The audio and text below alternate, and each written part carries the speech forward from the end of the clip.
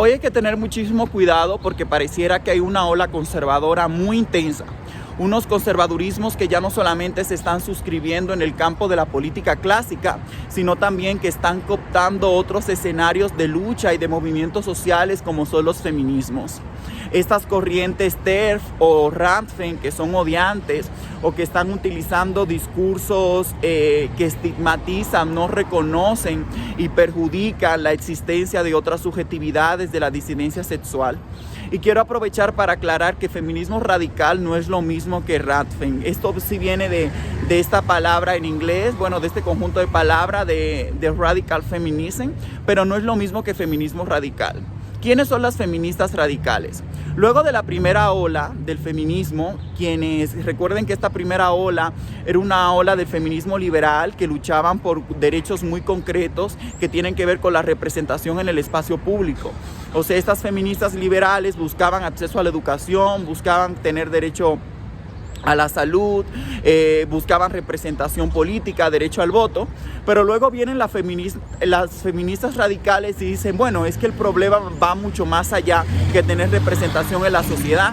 Deberíamos de preguntarnos por qué las mujeres no tienen derecho a la educación, no tienen derecho a la salud y no tienen derecho ni acceso a la política. Entonces, luego de analizar esto en un marco epistemológico de teoría crítica, dicen es que no podemos acceder a estos espacios de representación porque esto tiene que ver con un sistema de dominación mucho más amplio que se llama patriarcado.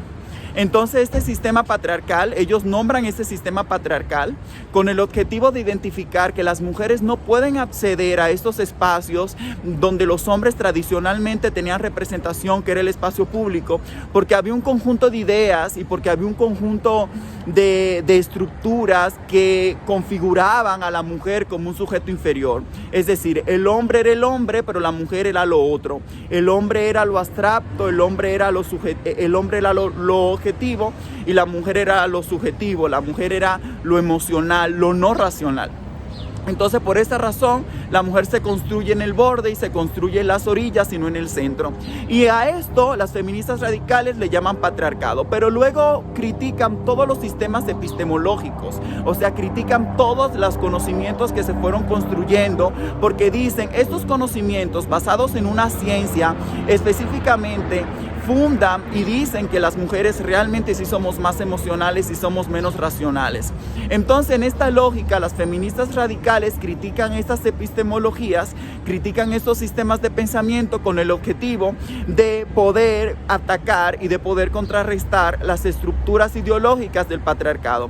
Entonces dicen que lo personal es político, son ellas las que dicen que lo personal es político y dicen que el sexo es una categoría política, o sea, el sexo no es una categoría biológica, el sexo es nombrado por un sistema lingüístico que crea las diferencias en las personas entre hombres y mujeres en una lógica binaria, pero es una cuestión política. Entonces cuestionan todo eso y desde ahí no abondan mucho en el concepto de género, pero luego dicen que el género pues es ese conjunto de aspectos socioculturales que construye estas diferencias entre hombres y mujeres, ¿no? Pero luego las Rantfen son distintas. Estas no dicen que el sexo es una categoría política, sino que dicen que el sexo es una categoría biológica y dicen que como en la naturaleza existe macho y hembra, también en la sociedad hay macho y hembra. Entonces son las que hoy en día sustentan una lógica biologicista, naturalista, para poder dejar de reconocer a las personas trans o aquellas personas que deciden vivir de otras formas, transgredir ciertos discursos heteronormados y construir nuevas corporalidades. Entonces definen que una mujer es mujer en cuanto tiene vulva, en cuanto tiene vagina y deja de reconocer otras formas de construirse en sociedad.